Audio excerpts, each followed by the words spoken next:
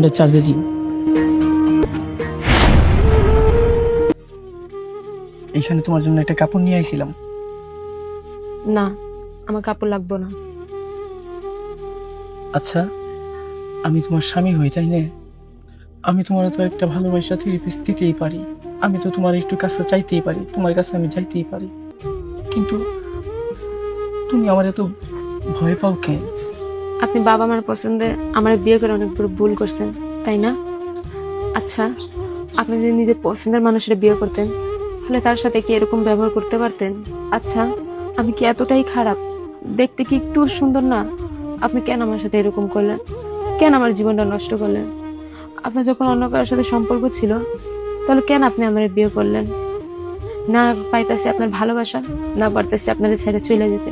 কারণ কি জানেন, মানুষের জন্ম একবার, মৃত্যু একবার। তেমনি মাইয়া মানুষের বিয়ে শাদিও একবারই হয়। আমি কি করবো কো? আমিও তো একটা মানুষ না? আর এই আমি না একটা মাইয়ারে খুব ভালোবাসতাম। সেই মানুষটারে এই জায়গায় তারা ঠাই দিছিলাম, এই জায়গায় থাইকা এই জায়গায় বাসা দিছে। তারপরেও আমি তারে ভুলতে পারতেছিলাম না। যখনই আমি তোমার কাছে যাই, তার মুখটা আমার চোখের সামনে ভাইসা পড়তো। কারণ আমার ভালোবাসা তো পবিত্র ভালোবাসা ছিল। আর সেই মাইয়াটা আমার পবিত্র ভালোবাসারে বিন্দু পরিমাণ সম্মান দিতে পারে না, দাম দিতে পারে না। সে আমার সাথে ভালোবাসার নাটক করছে। সব জানার পরও আমি তোমার মাইনে নিতে পারতেছিলাম না। আমি তারে বলতেই পারতেছিলাম না। আর আমি এটাও ভুলে গেছিলাম যে আমি বিবাহিত, আমি কারো জামাই। আমার প্রতি তোমার একটা অধিকার আছে।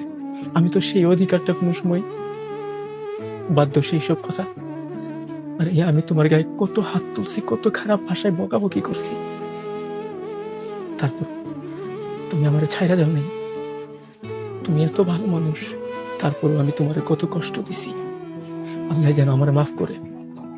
আমি আজকে কথা দিতেছি, আজকের পর থেকে আমার জীবনে কি ছিল বা কি আসিল আমি তো কিছু মনে করবো না। আমি শুধু তোমারে ভালোবাসি, আর আমি তোমারই থাকবো। আমার শুধু একটু ভালোবাসার সুযোগ দাও।